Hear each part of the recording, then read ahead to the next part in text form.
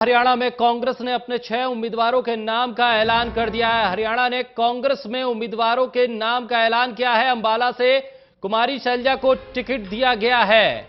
सिरसा से अशोक तंवर, प्रदेश कांग्रेस अध्यक्ष अशोक तंवर सिरसा से चुनावी मैदान में, तो वहीं रोहतक से दीपेंद्र हुड्डा कांग्रेस पार्टी ने एक बार फिर उम्मीदवार बनाया है। फरीदाबाद से ललित नागर को कांग्रेस पार्टी ने टिकट दिया है। 6 उम्मीदवारों के नाम का ऐलान हरियाणा कांग्रेस ने कर दिया है। अंबाला से कुमारी शैलजा को टिकट दिया गया है, तो वहीं सिरसा से कांग्रेस प्रदेश अध्यक्ष अशोक तंवर चुनावी मैदान में हैं। रोहतक से दीपेंद्र हुड्डा एक बार फिर कांग्रेस पार्टी के उम्मीदवार। फरीदाबाद से ललित नागर को टिकट दिया गया है।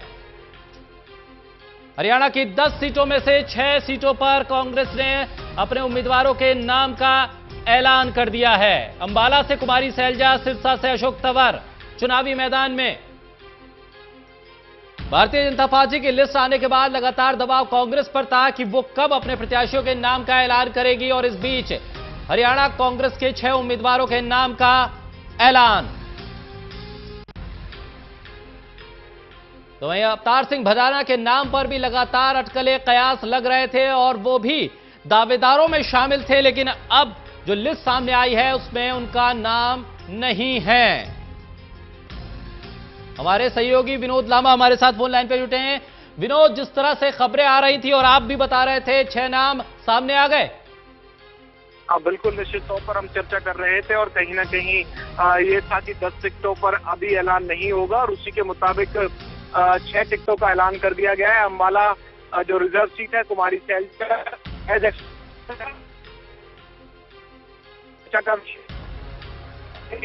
रोहतक की।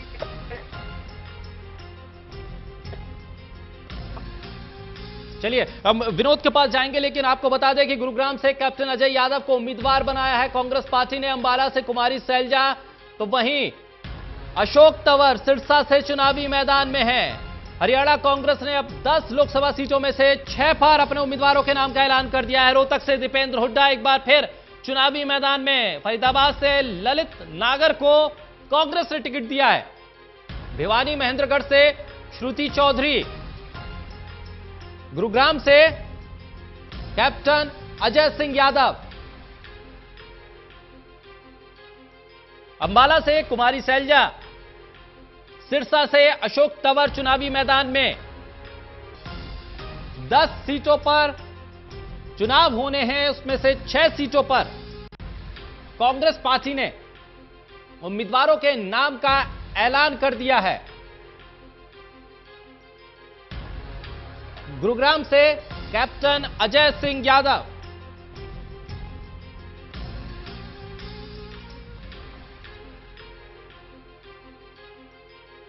सिरसा से अशोक तंवर प्रदेश अध्यक्ष है कांग्रेस पार्टी के चुनावी मैदान में।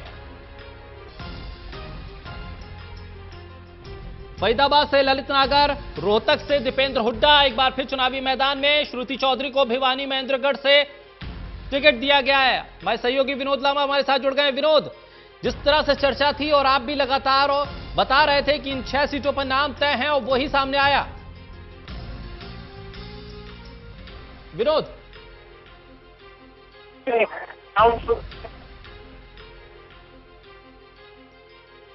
चलिए विनोद तक हम पहुंचेंगे और विनोद से तमाम स्थिति को जानने की कोशिश करेंगे कि आखिर किस तरह से ये नाम सामने आए हैं।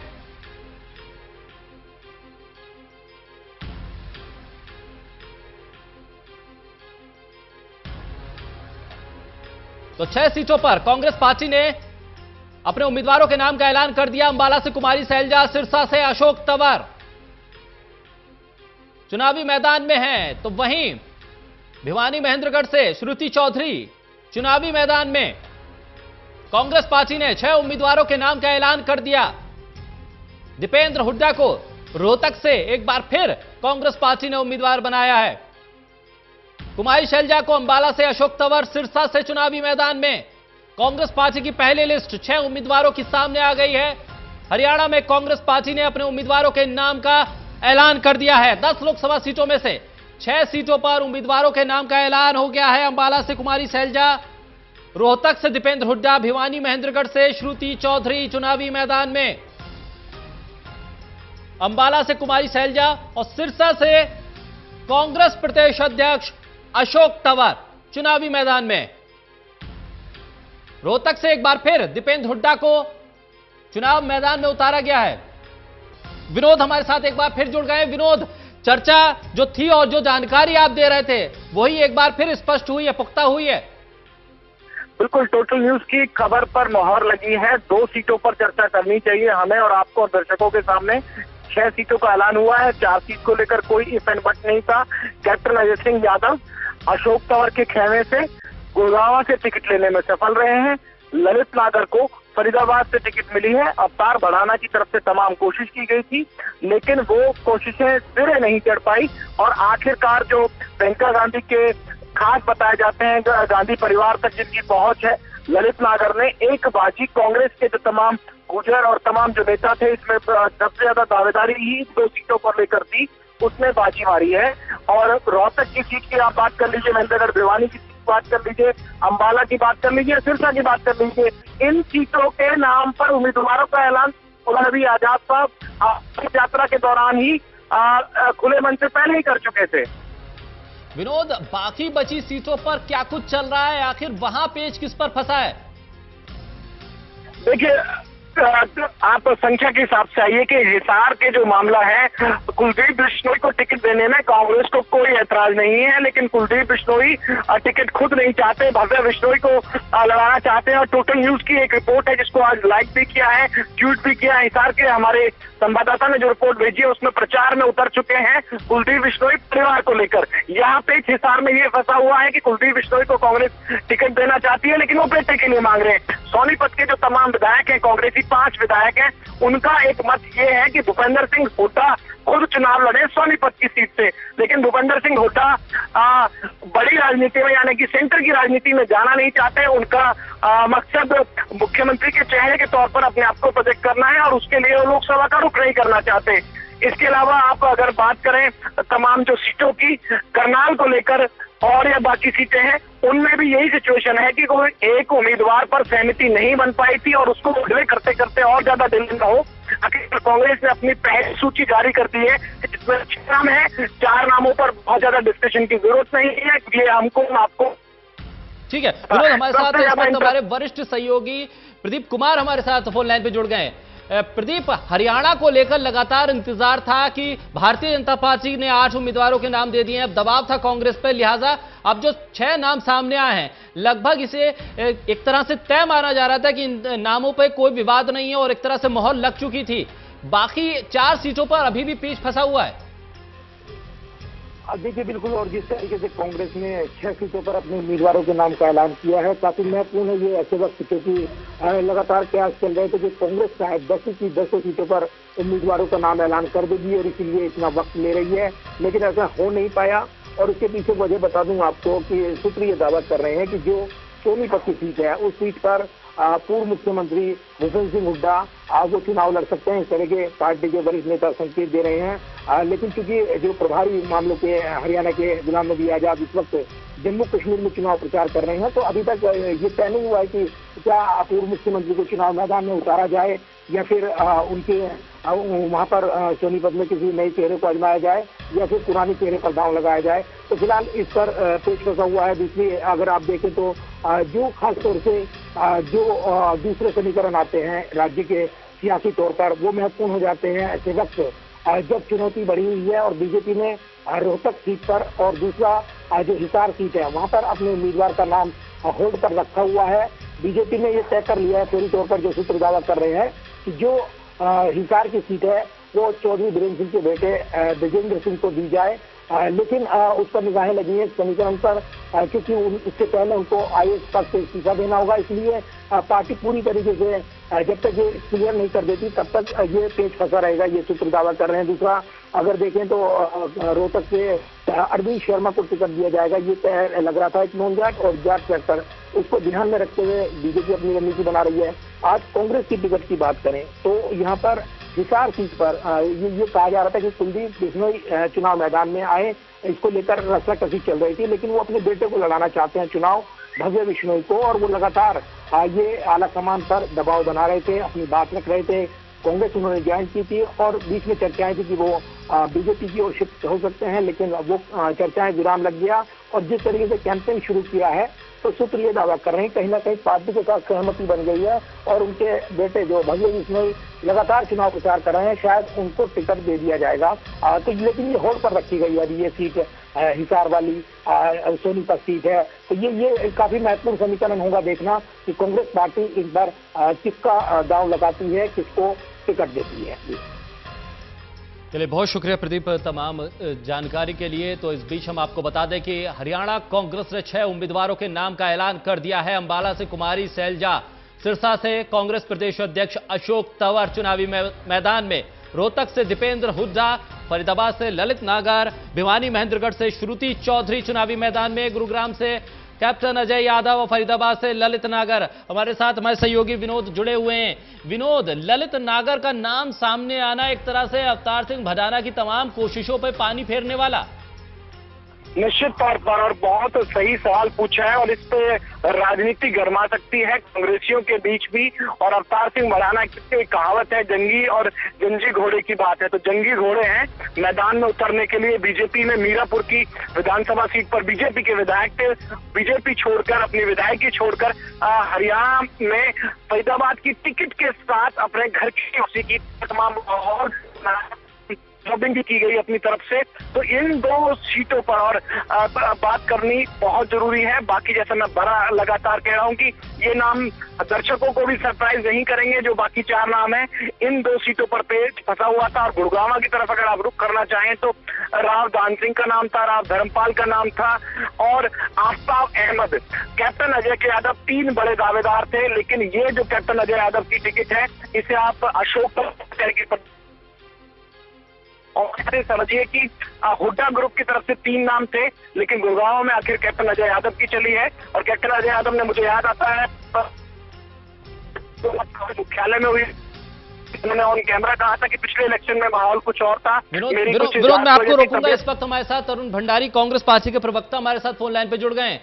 तरुण जी, 6 नाम सामने आ गए हैं। कहा यह जा रहा है कि 4 पे पेच फंसा हुआ है, लेकिन फरीदाबाद का जो नाम सामने आया है, लोग हैरान है कि आखिर ललित नागर कहां से अवतार सिंह भडाना की उम्मीदों पर पानी फेर दिया।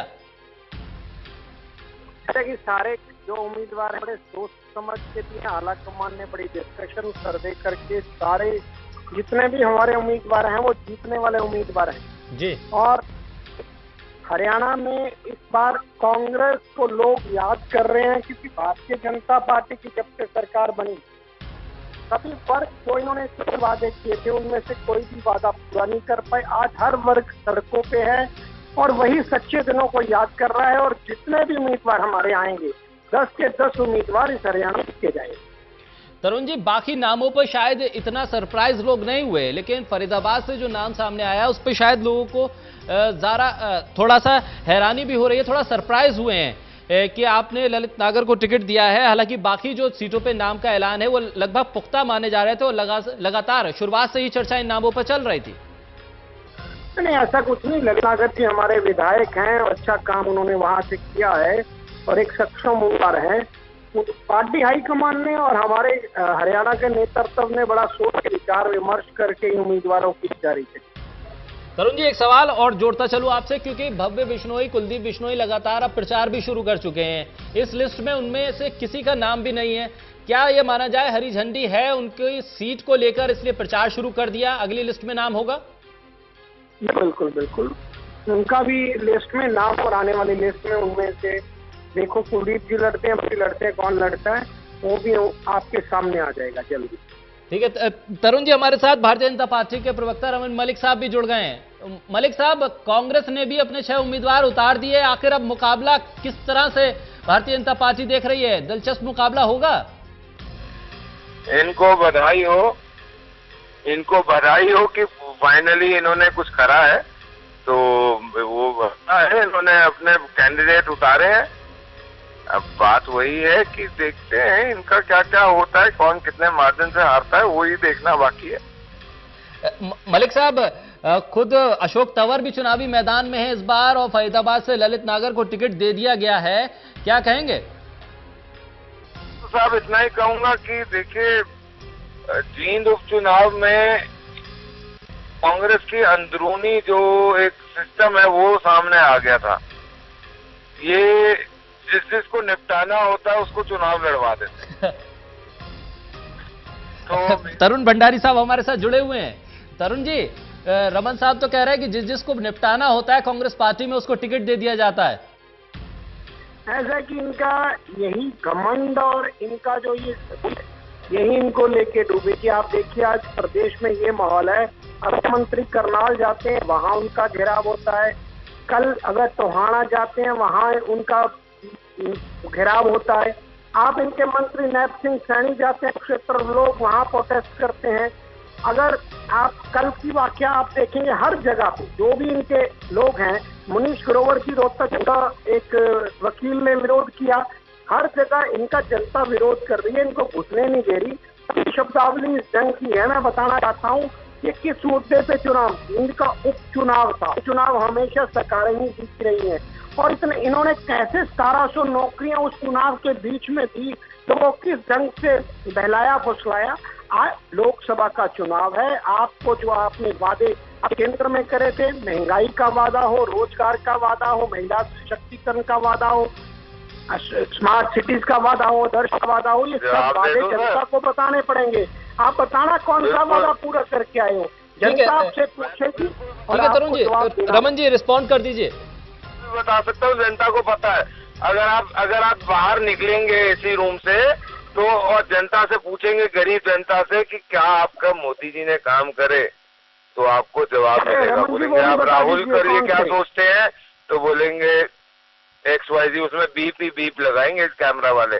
आप जाके बाजार में जाके लोगों के बीच में जाके सुनिए साहब, 10 जनपद से काम नहीं चलता। 10 जनपद से काम नहीं चलता है साहब। तरुण जी कुछ कहना चाहेंगे? भारत के गांव से। जी तरुण जी। जी तरुण जी क्या रिस्पॉन्ड करेंगे? रमन मलिक साहब कह रहे हैं कि जमीन पर काम हुआ है, हम अगर आप लोग जाएंगे जमीन पर तो आपको पता चल जाएगा कि सरकार ने क्या काम किया है। जमीन पे अगर केंद्र सरकार की बात करूं, 2 करोड़ रोजगार देने का हो गया जमीन पे। 2 लाख रोजगार प्रतिवर्ष इन्होंने वादा किया। स्वामीनाथन योग रिपोर्ट लागू होगी क्या? कच्चे कर्मचारी पक्के हो? कोई वादा इन्होंने जमीन पे पूरा नहीं किया। बताएं कौन सी स्मार्ट सिटी हुई है? क्या गंगा साफ हो गई? क्या सरस्वती इनको मिल गई? ये कितना झूठ बोलेंगे। स्मार्ट सिटी के नाम पे बोला, आदर्श गांव के नाम पे झूठ बोला, आप राम मंदिर के नाम पे इन्होंने झूठ बोला। ये भारतीय जनता पार्टी हमेशा झूठ बोल के सरकार बनाती है, पर जनता इस बार इनके झूठ की पोल खोलेगी। जिस ढंग से इनका विरोध आज जनता कर रही है, इनको तो बूथों पे घुसने नहीं देंगे। घुसने भी ये कह रहे हैं कि धरातल पे हुआ है, धरातल पे इन्होंने कोई काम नहीं किया। हरियाणा को 3 बार चलाने का काम इन्होंने जरूर किया है, वो धरातल इन्होंने किया है। तरुण भंडारी साहब, रमन मलिक साहब मेरे साथ जुड़े हुए। मलिक साहब एक सवाल और लेता चलूं, कानून व्यवस्था का सवाल उठा दिया है कांग्रेस की तरफ से। अभी कल परसों में जो हमने घटना देखी है हरियाणा में, जिस तरह से लाठीचार्ज छात्रों पे हुआ, क्या कहां पर आप देख रहे हैं? अगर ये विपक्ष इसको मुद्दा बनाता है तो किस तरह से आप लोग इस पूरे मुद्दे को लेंगे? मुद्दा बनाना, मेंटेन करना, खासकर इन चुनावों के समय में जी, जो प्रदेश की सरकार होती है उसका भी काम रहता है और बाकी उसमें रिपोर्टिंग चुनाव आयोग को भी होती है, तो ये सामने दिखेगा। उसमें एक ऐसा कोई विषय नहीं है। लॉ एंड ऑर्डर को देखना, जो मशीनरी है वो बिल्कुल देख रही है, उसमें क्या दिक्कत है? ठीक है। तरुण भंडारी साहब क्या कहेंगे? जो मुद्दे आप गिनवा रहे हैं, क्या उसमें जो घटना अभी हाल में हुई है छात्रों के साथ और पुलिस लाठीचार्ज हुआ, उस मुद्दे को कांग्रेस क्या उठा पाएगी? क्योंकि सरकार कह रही है जो दोषी होगा उस पर कार्रवाई करेंगे हम। तरुण जी चलिए, बहुत शुक्रिया तरुण भंडारी साहब आपका भी, और रमन मलिक साहब आपका भी बहुत शुक्रिया। तो हरियाणा की राजनीति में दरअसल अब चुनावी बिसात बिछने लगी है। कांग्रेस ने भी अपने 6 उम्मीदवारों के नाम का ऐलान कर दिया है। गुरुग्राम से कैप्टन अजय यादव, तो वहीं अंबाला से कुमारी सैलजा, सिरसा से प्रदेश कांग्रेस अध्यक्ष अशोक तंवर चुनावी मैदान में है, भिवानी महेंद्रगढ़ से श्रुति चौधरी चुनावी मैदान में है, रोहतक से दीपेंद्र हुड्डा चुनावी मैदान में एक बार फिर, तो वहीं फरीदाबाद से ललित नागर का नाम सामने आया है। 4 सीटों पर अभी भी इंतजार कि कांग्रेस किसको उम्मीदवार उतारेगी। हालांकि भारतीय जनता पार्टी की लिस्ट से भी 2 सीटों पर नाम अभी तक सामने नहीं आ पाए हैं। भारतीय जनता पार्टी ने 8 सीटों पर उम्मीदवार उतार दिए हैं, तो कांग्रेस ने 6 सीटों पर अपने उम्मीदवारों के नाम का ऐलान कर दिया है। लिहाजा अब असली राजनीतिक जो प्रचार है वो शुरू होगा। हरियाणा के तमाम जो धुरंधर हैं वो चुनावी मैदान में हैं। कांग्रेस पार्टी ने अपने 6 उम्मीदवारों के नाम का आज ऐलान कर दिया है। रोहतक से दीपेंद्र हुड्डा, गुरुग्राम से कैप्टन अजय यादव, फरीदाबाद से ललित नागर को टिकट दिया है। अंबाला से कुमारी सैलजा, सिरसा से अशोक तंवर चुनावी मैदान में हैं, तो वहीं भिवानी महेंद्रगढ़ से श्रुति चौधरी चुनावी मैदान में। फरीदाबाद से ललित नागर को कांग्रेस पार्टी ने अपना उम्मीदवार बनाया है।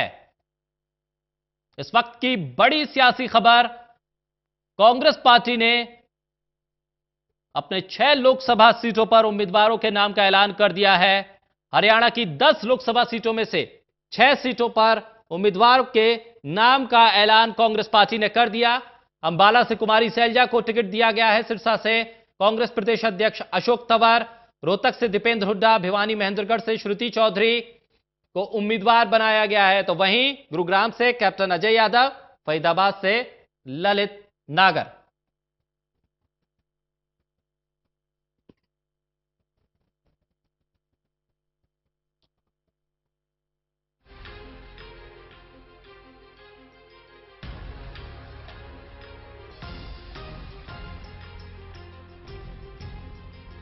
तो लिस्ट सामने आई कांग्रेस की। हरियाणा में 6 उम्मीदवारों के नाम का ऐलान। रोहतक से दीपेंद्र हुड्डा, भिवानी महेंद्रगढ़ से श्रुति चौधरी चुनावी मैदान में, गुरुग्राम से कैप्टन अजय यादव, फरीदाबाद से ललित नागर, अंबाला से कुमारी सैलजा और सिरसा से अशोक तंवर चुनावी मैदान में।